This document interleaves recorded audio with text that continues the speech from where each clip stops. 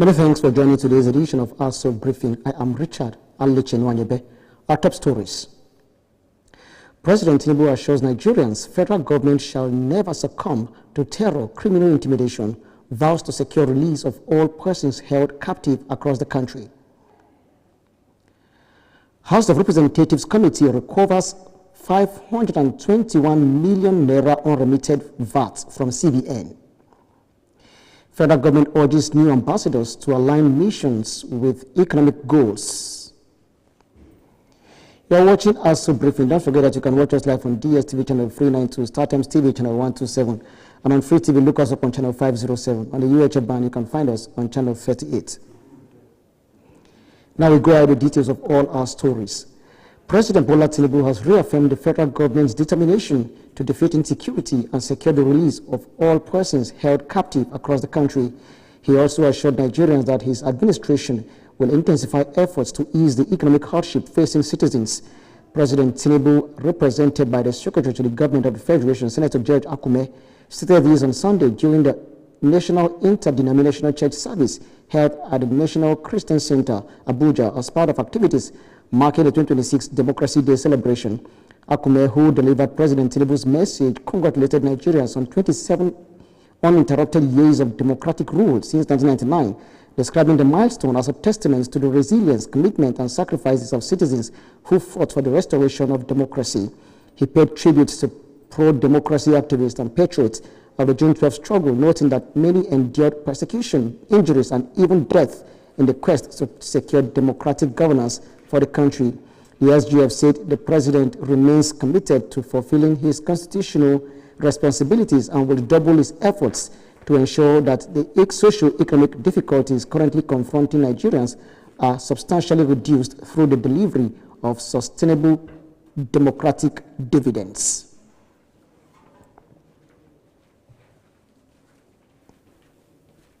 The House of Representatives Public Accounts Committee, PAC, has recovered 521,765,134 naira 17 kobo in unremitted value-added tax from the Central Bank of Nigeria, CBN, as part of its ongoing investigation into revenue leakages and outstanding funds due to the federal government. The recovery is one of several outcomes of a comprehensive investigation previously initiated through a resolution from a motion on the subject at the plenary. The House PAC, being headed by Mr. Bamidele Salam, has undertaken an extensive examination of transactions and remittances connected to the remitter platform with a view to identifying revenue leakages, enforcing compliance, and recovering all outstanding funds due to the federal government. The investigation led to several recoveries and continues to identify additional liabilities owed to government coffers, including discovery that the CBN failed to remit VAT amounting to the earlier mentioned figure, representing the tax component on fees earned from remittance transactions.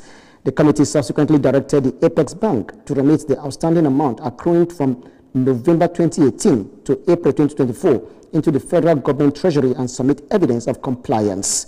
The Public Accounts Committee is scheduled to continue its hearing on the matter today, being Monday, 8th of June 2026 at the National Assembly Complex, Abuja.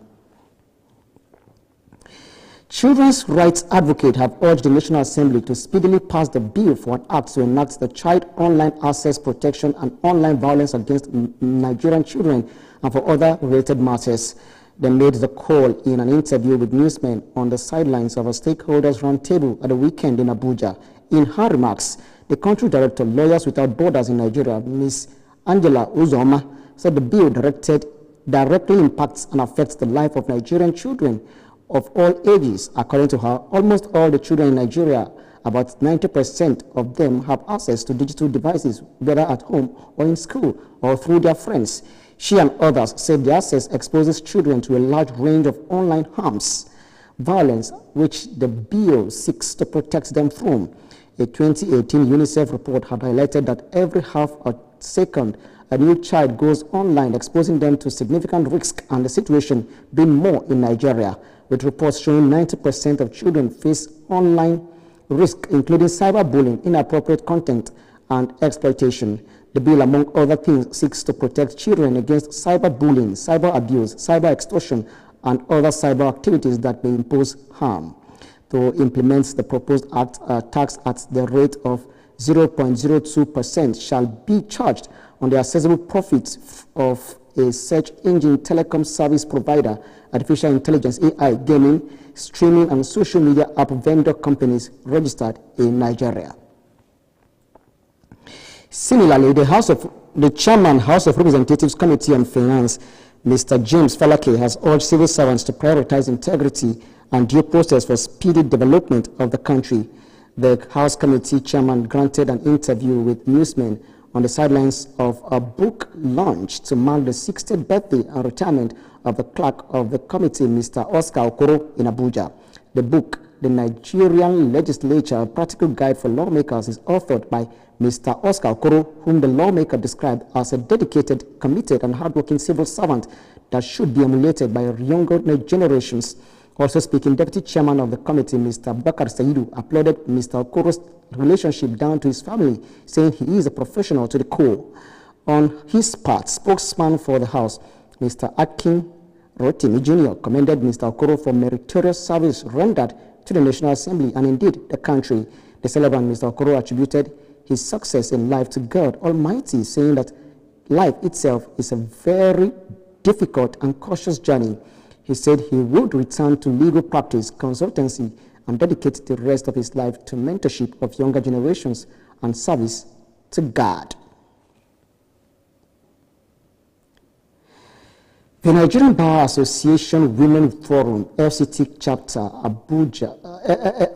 Let me take that again.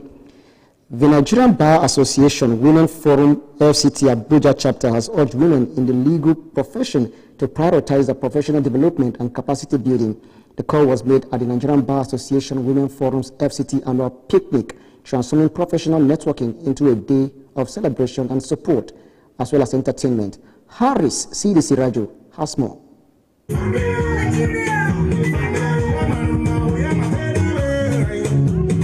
It was a day to unwind, network, and have fun with colleagues as women in the legal profession gathered together out of the courtroom to relax in a fun-filled atmosphere. Speaking at the event, the chairperson, Nigerian Bar Association Women Forum, said the main essence of the gathering is to provide an avenue for networking and relaxation for lawyers. Potluck that everybody brings whatever he wants, and we meet up, we eat together, we unwind, we speak, we talk about work, we talk about leisure, and we meet different people from all sectors of law, and we broaden our network from them. On her part, the state lead, Nigerian Bar Association Women's Forum, FCT Abuja Chapter, Hadiza Figbua, said the forum was established to provide support for female lawyers. A forum that with a mandate to provide capacity building, training for our upcoming lawyers, our younger lawyers. So we have come a long way, as you must have been hearing. But what we are doing today, every year we set aside one day. One day, because it is really, really special. We call it picnic, but it's actually a mentorship opportunity, like what you are seeing here today. You can see we have over 12, 15 senior advocates of Nigeria here.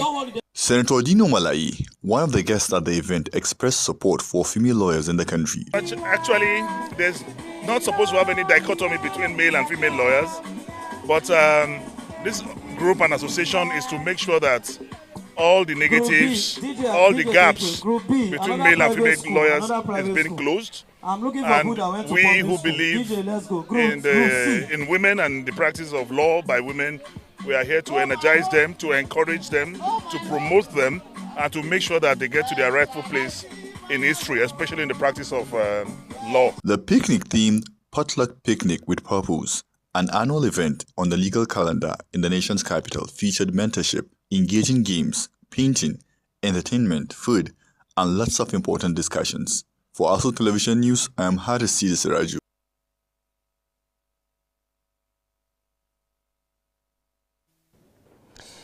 The Nigerian Police Force has confirmed the successful rescue of a woman, Mrs. Olaide Busayo Adegoke Jampol, and her two 12-year-old twin sons, Peter and Paul, who who were abducted in Ibadan, Oyo State on June 3, 2026. Force Public Relations Officer DCP Anthony Okron-Placid disclosed this in a statement on Saturday that the victims were rescued during a coordinated operation carried out by operatives of the Force Intelligence Department Intelligence Response Team at about 7:30 p.m. on June the 6th. According to DCP Placid, Mrs. Adegoke and her children were kidnapped while she was driving them to school at about 7:30 a.m. on June the 3rd. The statement said the rescue followed sustained intelligence gathering, surveillance, and tactical operations that enabled investigators to track the movements of the kidnappers and locate the hideouts. Police operatives subsequently engaged the suspects in a confrontation during which 2 alleged kidnappers were fatally wounded. 2 rifles were also recovered from the suspects. The statement quoted IGP Olatunji who was commending the courage, professionalism, and dedication of the FID-IRT operatives and other officers involved in the operation, noting that their resilience was instrumental in securing the safe release of the hostages. Now, troops of the Joint Task Force Northeast Operation Harden K have rescued 360 abductees from a heavily fortified Jam'atu Alis Suna Lida Awati Al-Jihad enclave in the Mandara Mountains area of southern Borno State. The military described the operation as one of the most significant hostage rescue missions conducted in the Northeast theater in recent times. The development was disclosed in a statement by the Acting Media Information Officer Headquarters, Joint Task Force Northeast Operation Harden K, Lieutenant Colonel Haruna N. Sami. According to him, the operation was the culmination of weeks of intelligence gathering, which resulted in the safe recovery of men, women, and children who had been held in captivity under harsh conditions after being abducted from the several communities, particularly within the Ngoshe axis. The military high command commended the courage, professionalism, and discipline displayed by personnel involved in the operation. Now, when Aso Briefing returns, we have more stories for you. Don't go away. We'll be right back. Some things don't arrive. They've always been. Not for a day, for all of time. Until quietly, something shifts. Moving from someday to now. Women are not honored in time. They are woven through it, shaping every story, every voice, every breath. We are because she is, and because tomorrow they will be. Some things don't arrive. They've always been. Not for a day, for all.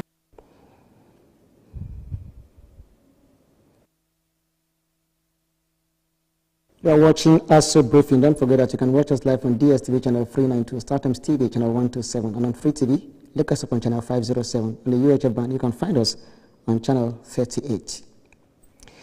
Now we move ahead with the rest of the bulletin. The Minister of Works, Engineer David Umahi, has expressed satisfaction with the quality and pace of work on the reconstruction and expansion of the 43.65-kilometer Mararaba-Kefi Road. He made the remarks while inspecting ongoing federal government road projects in the FCT and Nasarawa State. The minister, while commending the contractors for the standard of work being delivered in the full emergency rehabilitation of the Mararaba-Kefi Abuja-bound road, expressed confidence that the project will be completed before the scheduled 1st March 2028 deadline, with auxiliary components including the installation of solar-powered street lighting. Today, the National Assembly, in agreement with Ministry of Works, came to see and to be sure that this Lot 1 is fully ready for the commission of Mr. President. We won't allow any other person to commission this project. You recall that there are a lot of testimonies on this road. Number one, you recall that there used to be very high level of kidnapping on this road. But nobody remembers that this, road project is a way of fighting, insecurity in Nigeria. Since the president started, since the National Assembly unleashed, a lot of security, apparatus on the road, we've not heard of any kidnap, and there will be no kidnap again. Engineer Mahi noted that several projects across the country had suffered setbacks due to unfinished stretches, emphasized that the ministry's priority is to deliver good and durable roads. The minister also inspected the Abuja-Kaduna Zaria-Kano Road Section 2. He noted that completion of outstanding works is scheduled for the 12th November 2026. The inspection tour further highlights the federal government's resolve to ensure the timely completion and delivery of critical road projects across the country in tandem with the renewed hope agenda of President Bola Tinubu. Now, stakeholders have called for stronger collaboration on the formalization of Nigeria's informal waste sector as part of efforts to tackle the country's growing plastic pollution challenge.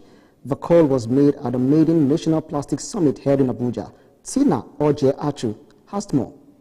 Nigeria generates an estimated 2.5 million tons of plastic waste annually, making plastic pollution one of the country's most pressing environmental and public health challenges.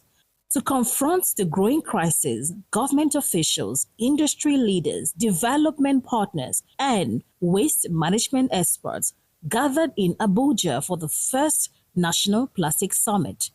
Convened by the Nigerian National Plastic Action Partnership in collaboration with the Federal Ministry of Environment and supported by the World Economic Forum's Global Plastic Action Partnership. The Permanent Secretary of the Ministry, Dr. Salihu Aminu Usman, described plastic pollution as a growing threat to livelihoods, ecosystems, and public health, stressing the need for collective action. I believe Nigeria has the capacity, innovation, human resources needed to turn this challenge into an opportunity.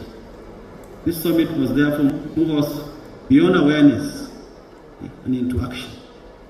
It must help us build a sustainable plastic economy and consumption, encourages innovation, strengthen the recycling system, and supports a circular economy where waste is seen as a resource rather than a burden. A major issue that dominated discussion was the need to formalize the informal waste sector, particularly waste pickers, community recyclers who contribute significantly to plastic recovery efforts across the country. Any transition that does not include them will not succeed, but more that it must empower them. My hope for today is that we lead with clear, actionable priorities, that we identify concrete opportunities for investment and collaboration, and that we collectively commit to moving from pilots to scale and systems change. Discussions also highlighted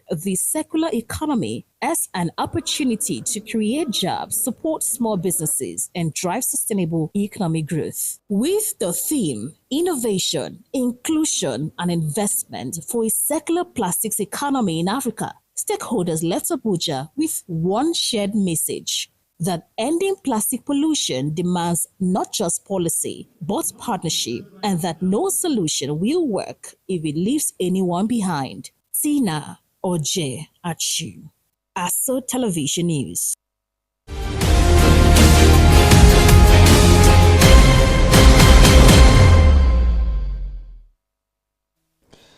The federal government has urged newly appointed ambassadors and diplomatic representatives to work closely with the Ministry of Budget and Economic Planning in order to help them to fully understand Nigeria's economic goals before they take up their posts abroad.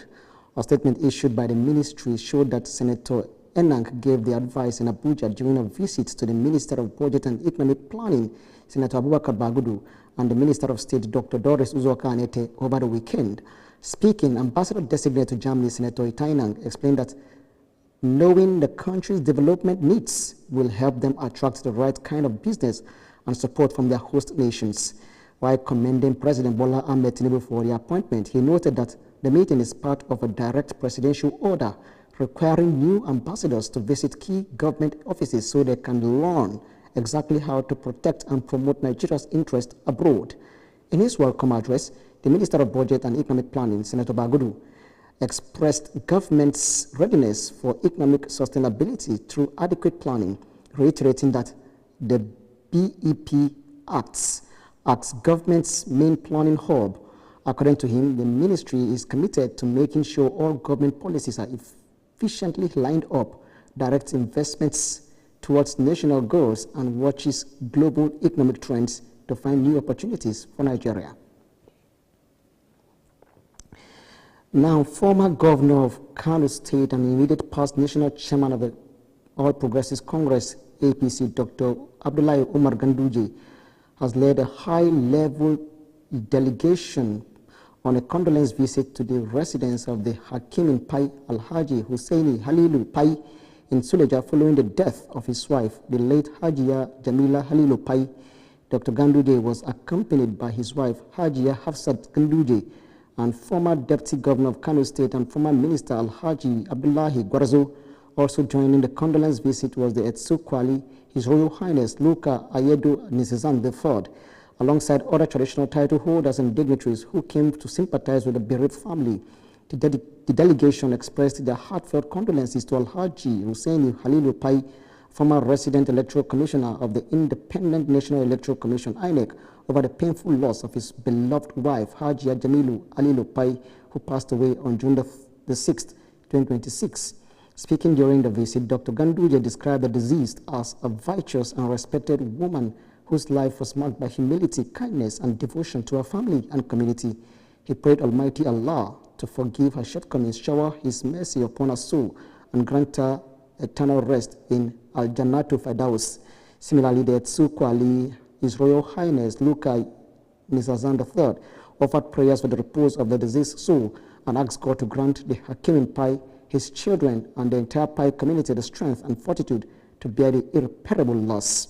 Responding on behalf of the family, Alhaji Halilu Pai expressed profound gratitude to Dr. Ganduje, the Etsukwali, and members of the delegation for their show of love, support, and solidarity during the family's moment of grief. The visit underscored the deep respect and goodwill enjoyed by the Hakim in Pai across political, traditional, and social cycles. May the soul of Hajia Jamila Halilu Pai rest in perfect peace. Amen. And that story brings us to the end of Aso Briefing for today. Many thanks for watching. I am Richard Alechinwangebe.